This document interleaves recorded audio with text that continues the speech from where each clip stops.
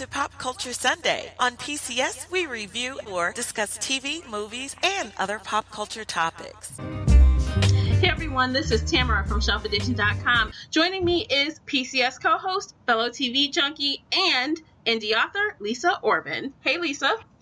Hey Tamara, hi everyone. I'm glad you're here again. Here we are again with tons of TV. I know. Isn't TV so much fun? It is. It actually is. I am here with Jose. Jose. Hey Jose, how's it going? He is my friend tonight. Oh, fancy. Well, I'm not so fancy, Yeah, but I do have 3 olives. Woohoo! 3 olives. Because we love them. Yes, and of course my go-to vodka over ice, but this time I'm drinking pineapple. Let's dish. First up is a story about Modern Family. Will feature its first transgender child actor. What do you think about that, Lisa? I think it's actually pretty cool. Yeah, I think it's kind of cool because, there's no right or wrong as far as what people look like, how, everyone, different colors, different ethnicities, different religions, different sexual orientation. Everyone should be represented on TV. I think it kind of brings a bit of normalcy to the idea. Yeah. Yeah, good stuff. Good job, Modern Family. Good job. Yay! Yes. 2 thumbs up. Yes. Thumbs high. Next up, we found Miss Peregrine's Home for Peculiar Children is pretty much saying that the movie is bland in ways that go beyond its casting, which is not good. I gotta say, I've seen the movie, and it's not exactly the most, I don't know, they could have done better. So, third final story. I came across this little tidbit that said that there is a slim chance that Wanda Maximoff, the Scarlet Witch from Avengers Age of Ultron and from Captain America Civil War, is going to be on there as Doctor Strange's apprentice in this film. Before anyone blows their lid or anything on this, in the comic book, she was Doctor Strange's apprentice and pupil through several of the issues. Mostly when it comes to comics, I was reading, X-Men. But I've always liked Doctor Strange. I've thought he was an interesting character. I am totally loving the Marvel universe right now. And I mean, the trailer looks amazing. Oh, it looks beautiful, doesn't it? Yes. Visually, I think it's going to be stunning. They're really kind of hitting a lot of what makes comics so intriguing and so important to so many people. Good for them. Yeah, absolutely. Go Marvel, you go. So let's jump into the new shows, right? This past week we had some new shows debut. They had a little sneak, but the official premiere of it starts October 13th, and I'm here to tell you it's going to be worth your time. If you like kind of otherworldly suspense kind of movies or TV shows, I would. It's for you.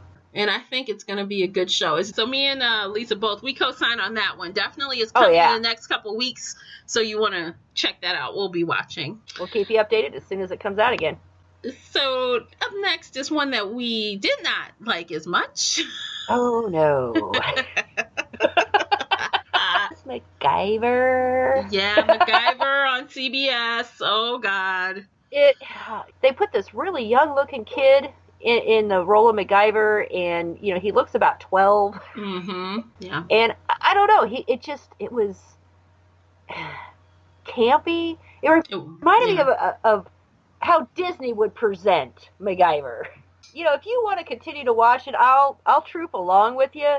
No. But I don't think it's worth our time. I don't think it's worth our viewers' time. And I'm terribly sorry, MacGyver people, but it sucks.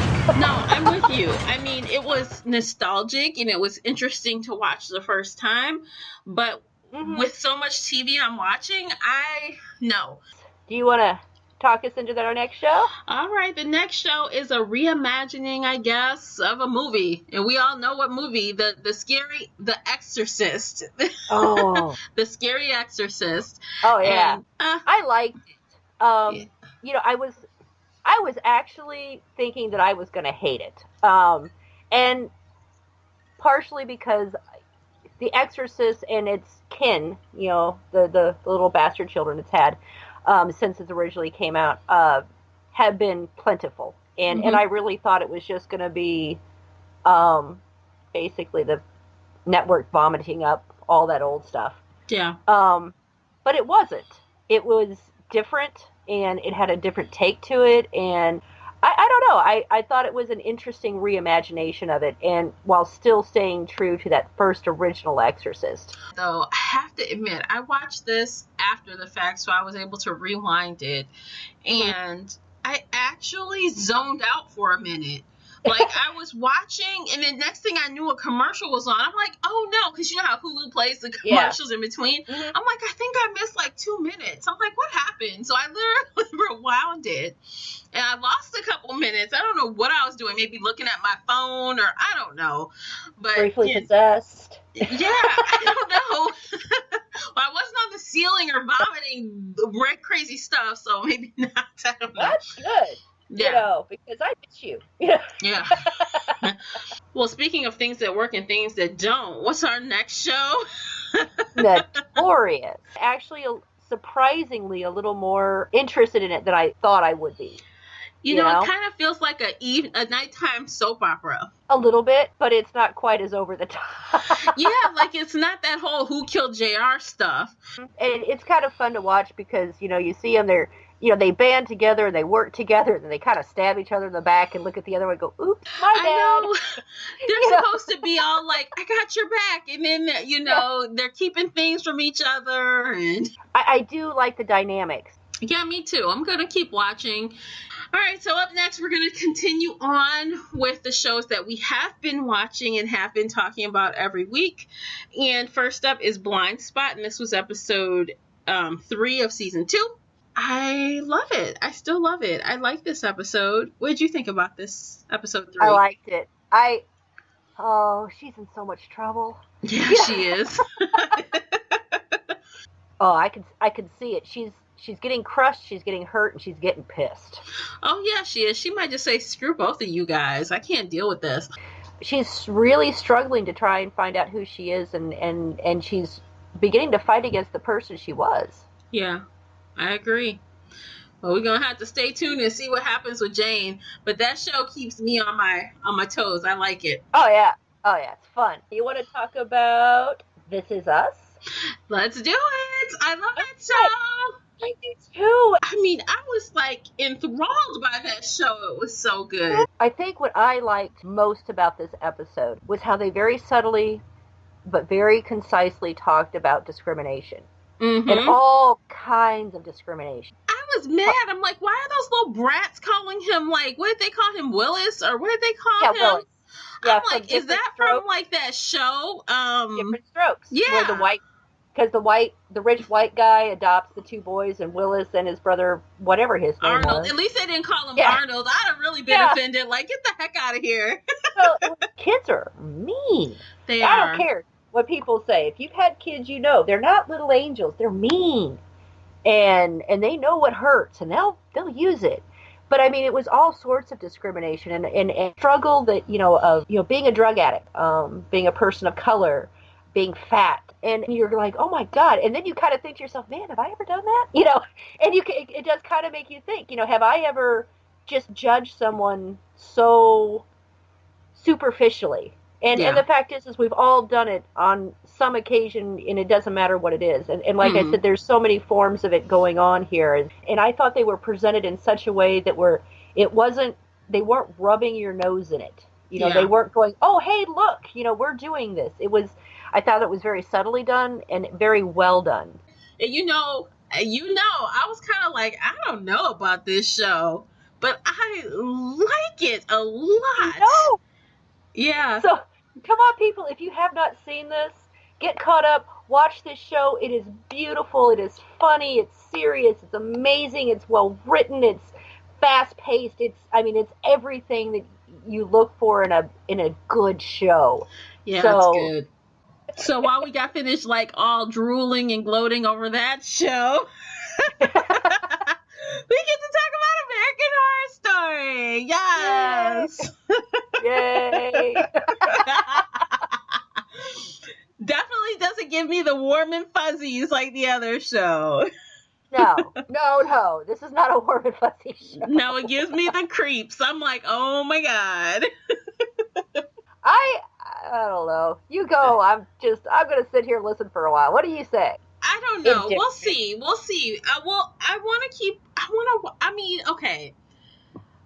It's like, I know it is a formula.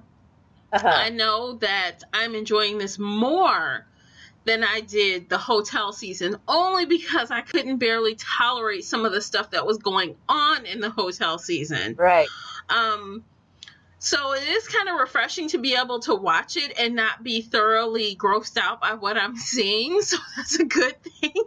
So, I mean, if it just gets too crazy or just too something, I might be like, hold on, you still want to watch this? Yeah. And I'm going to go, nope. Just let you know now. Nope. Yeah. Okay, so what's up next? Oh, I was going to talk about Van Helsing and Aftermath. Yes, how was it? I liked them both. But again, I like post-apocalyptic movies. I like disaster movies. I like, when the zombies come and the things come up and, humanity's, on the verge of being exterminated. I like those movies. And that's basically both of these. And I kind of thought it was funny because of both Aftermath and Van Helsing, they're both precipitated by a natural disaster. Oh my gosh, I gotta watch it! Yeah! And again, if you like post-apocalyptic, TV shows and movies, which I love, they're both good on that scale. Maybe not quite Walking Dead at this point, but I can see them approaching that. Yeah, awesome. And you already know from me talking that I love TGIT. So of course I've been watching Grey's Anatomy, How to Get Away with Murder. Those are my two go-tos right now. They have brought back like the really good writing, in my opinion. I'm like, oh, I feel kind of refreshed. I feel like they've got some new stuff going on. I'm really enjoying it. So Grey's fans will be very pleased with this season so far, I think. And same with How to Get Away with Murder. It's in its third season. And the very first episode, I was like, okay, we're back. We're catching up. And they have that same punchy kind of fast-paced plot where it alternates between what's currently going on and like 2 months before. So like you kind of catch up and then you see someone dies, but you don't know who dies. And then they go back and the whole season is you catching up to that moment. Yeah, so somebody serious dies and Annalise is all broken up about it. If nobody dies, you're really not getting away with murder at that point. So it's kind of... Yeah, it's kind of essential to the plot. If this was real life, they would all be in jail. All of them. Maybe they met up with MacGyver and... I know, they learned some tricks of the trade. And of course, Once Upon a Time is back. I'm kind of like... not really loving the first episode that I saw. I don't know. I feel like it's going to be one of those seasons where you kind of skip half of it because it's so boring. I hope that's not the case, but yeah, I don't know. Yes. And last but not least, Secrets and Lies is back for season 2. Oh my goodness. So I don't know. Are we done for the week? Did we finish the end? Are we at the end? I think so. I think we are at the end. Yes. So that wasn't too bad, you guys. You sustained me through this episode. Yeah. Okay, so we'll see you guys next week, right? You'll be right here on PCS with us. Because we're awesome. Yes, we are. We are awesome. Yes. So that's it for today's episode. We will see you next week.